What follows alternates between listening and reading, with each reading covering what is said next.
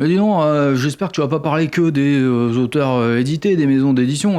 Faut se renouveler un peu, hein. Oui, je sais. Promis, on va pas parler que d'édition, de maisons d'édition et tout, mais je trouvais ça assez intéressant de faire cette vidéo en complément de la vidéo précédente sur comment j'ai réussi à signer en maison d'édition. Si vous l'avez pas vu, je vous mets un lien quelque part qui s'affiche par ici. Mais je me suis rendu compte personnellement que quand j'ai commencé à annoncer à mes proches, à des amis, à la famille, que j'allais signer en maison d'édition, et j'ai bien vu qu'il y avait des clichés qui avaient encore la dent dure, comme on dit. On dit pas ça, mais elles avaient la dent dure. Je trouvais ça sympa de venir comme ça avec vous, les décortiquer et les débunker, comme disent les jeunes. Sans plus attendre, on va parler des plus gros clichés qui existent autour des auteurs édités.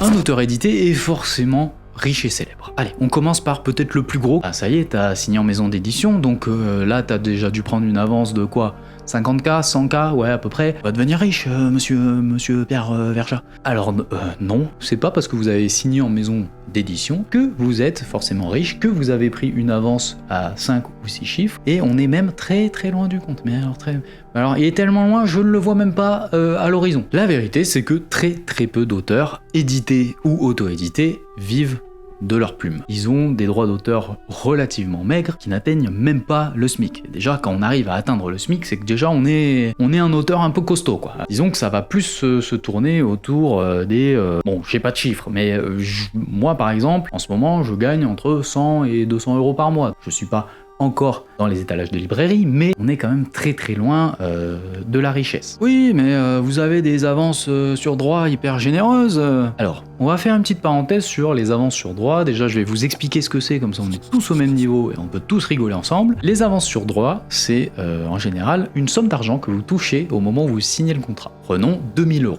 Vous avez une avance sur droit de 2000 euros. Donc vous les touchez bien évidemment, mais cette avance sur droit, comme son nom l'indique, ça veut dire que ces 2000 euros, il va falloir attendre que mon roman fasse assez d'argent pour arriver à 2000 euros pour qu'ensuite je puisse à nouveau toucher des sous. Prenons un exemple d'un livre qui est sorti et dont l'auteur touche 1 euro. En général, c'est ce qui se passe, on touche 1 euro sur les ventes de son livre. Ça veut dire qu'il faut vendre 2000 livres avant de à nouveau toucher des sous. 2000 livres, quand vous êtes Franck Tillier, c'est pas grand chose. Quand vous êtes 95%, voire 98% des auteurs en France, 2000, c'est considéré comme un très joli succès. Voilà, la richesse, le caviar et tout, il y a du chemin, Donc quand on sait que 90% des auteurs touchent moins que le SMIC, selon l'Express, on a terminé de comprendre pourquoi ce cliché est à des années-lumière de la réalité.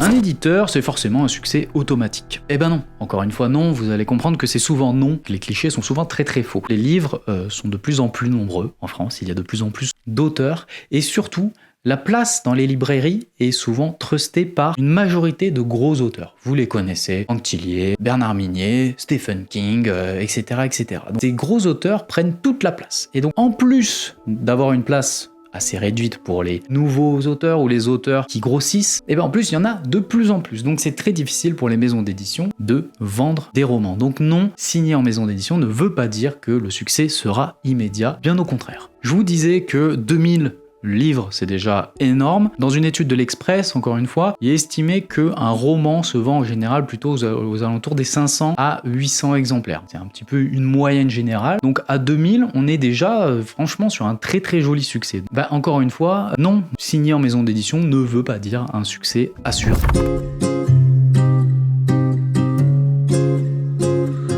On est forcément sur les étalages de toutes les librairies de France et de Navarre. Vous commencez à comprendre la routine? Non. Encore une fois, tout dépend de la grosseur de votre maison d'édition et de son réseau de distribution. Ça dépend également de la notoriété de l'auteur, bien évidemment, du succès de vos précédents romans, enfin voilà, il y a tout un tas de paramètres qui fait que non, vous n'êtes pas obligé d'être dans toutes les librairies de France. Je prends mon exemple avec mon éditeur. Et en même temps, comme ça me permet de vous expliquer un petit peu comment ça fonctionne tout ça, parce que j'ai découvert récemment, donc je me permets de vous partager cette information. Donc mon éditeur, il a de temps en temps des rendez-vous avec des commerciaux. Donc il prend tous les romans qui va bientôt sortir chez lui sous son bras, et puis il va à son petit rendez-vous. Là, il y a des commerciaux, chaque commercial a une région de France qui lui a titré. Les commerciaux, ils écoutent, l'éditeur est là, bon ben voilà, moi j'ai ça qui sort en janvier, j'ai ça qui sort en mars et tout. Les commerciaux, ils prennent note, d'accord, très bien.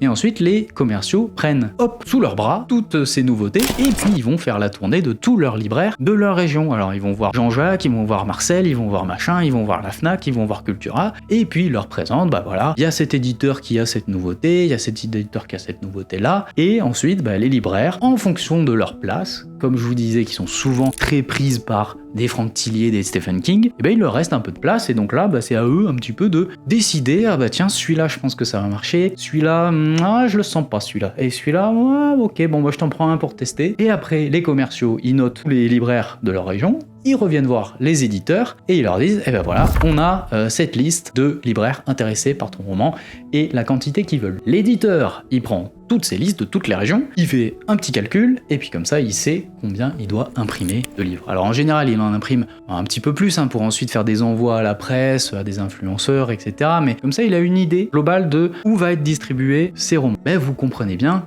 que non, être édité ne veut pas dire être dans toutes les librairies parce que ça dépend de la place, ça dépend du réseau de distribution de l'éditeur, ça dépend de votre notoriété, ça dépend aussi des libraires de si ça leur inspire ou pas votre histoire. Vous ne me trouverez pas forcément dans toutes les librairies de France.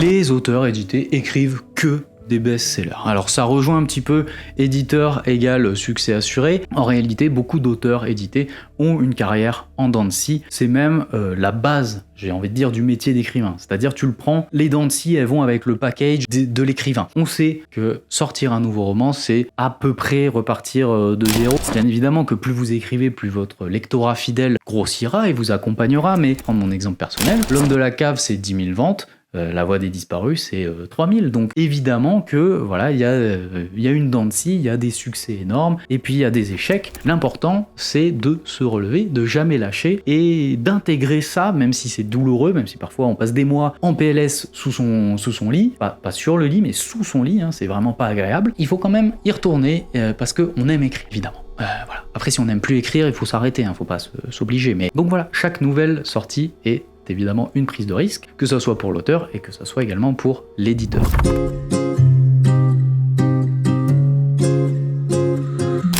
Les auteurs édités sont prétentieux, voilà, j'ai lu ça quelque part. Bon, après, oui, là je vais dire oui, mais en fait les boulangers, certains boulangers sont prétentieux, certains professeurs sont prétentieux, certains ministres sont prétentieux, non peut-être que eux ils le sont tous. En fait c'est pas les auteurs édités qui sont prétentieux, c'est certains humains sur cette planète Terre sont prétentieux. Mais en général, on n'est pas 10 000, mais pour avoir discuté avec certains, en fait c'est des personnes humbles, passionnées, qui sont proches de leurs lecteurs parce qu'ils savent que sans les lecteurs, ils sont personne. Donc c'est souvent des gens assez passionnés et qui sont super gentils. Mais bien évidemment, comme dans tout domaine, il y a des gens qui sont un petit peu moins gentils que d'autres. Voilà.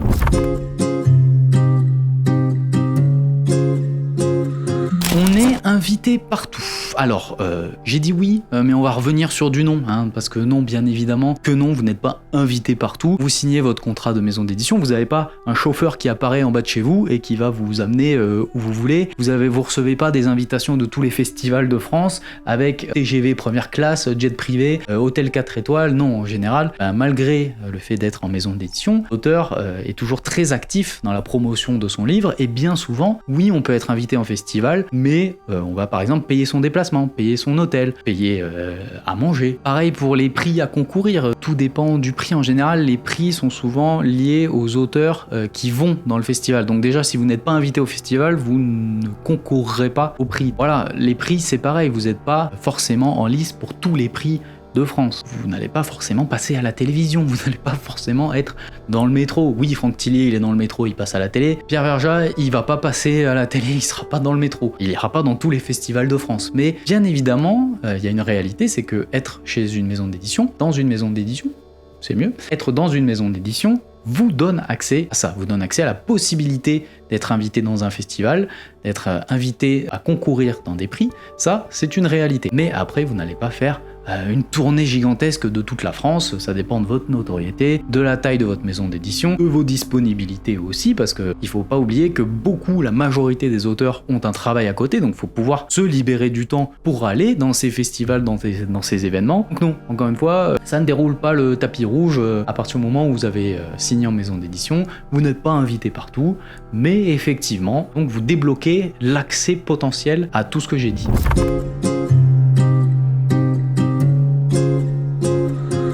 Un cliché que je trouve très intéressant, c'est qu'un auteur a forcément totale liberté sur son œuvre. On peut pas être plus loin de la réalité. Ne me faites pas dire ce que j'ai pas dit. Les éditeurs ne sont pas des tyrans qui vous disent tu vas écrire tel truc avec tel thème, ça comprendra tel chapitre, combien de signes, combien de machins. Mais par contre, signer avec un éditeur, ça veut dire que vous êtes prêt à faire des compromis. Je prends encore une fois mon exemple. Quand j'ai proposé mon synopsis qui a été validé par la maison d'édition, l'éditeur m'a dit « Ah, c'est super, c'est un personnage féminin comme personnage principal. » Alors ça, c'était une idée de moi à la base, mais j'ai senti qu'il était enthousiaste parce que le lectorat est en grande majorité féminin, donc forcément ça va l'aider à promouvoir de telle sorte, ça va l'aider peut-être à mieux vendre le roman. Encore une fois, il faut savoir faire des compromis et vous allez peut-être, en étant en maison d'édition, confronter à des suggestions de votre éditeur, pas forcément obligatoires, mais par exemple, moi mon éditeur m'a dit « Ah, c'est bien si ton roman il fait de 80 à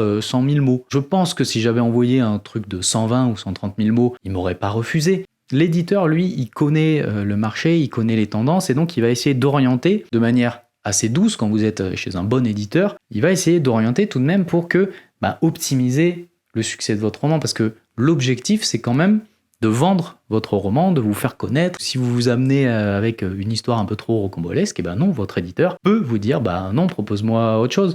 À part si vous êtes Franck Tillier sûrement, il va voir sa maison d'édition, il dit c'est l'histoire de Toto la grenouille, elle a assassiné Josiane la grue. L'éditeur, il va peut-être faire oui, d'accord, c'est super ça, Franck, écoute, c'est super. Et encore que non, parce que j'ai lu récemment une interview de Amélie Nothomb qui disait que son éditeur lui refusait parfois des manuscrits, donc vous voyez, même les plus grands peuvent avoir des refus. Donc non, vous n'êtes pas du tout libre. Au contraire, entrer dans une maison d'édition peut, d'une certaine manière, vous restreindre dans vos libertés. Après, moi, je vois ça comme des contraintes liées au fait que oui, j'ai envie que mon roman marche. Et donc, si il doit faire 80 000 mots au lieu de 100 000, il n'y a pas mort d'homme et je ferai l'effort pour que ça fasse 80 000 mots si ça me permet d'accéder à un lectorat plus large. En plus, peut-être que ça peut dynamiser mon roman. Bref, passons à la suite.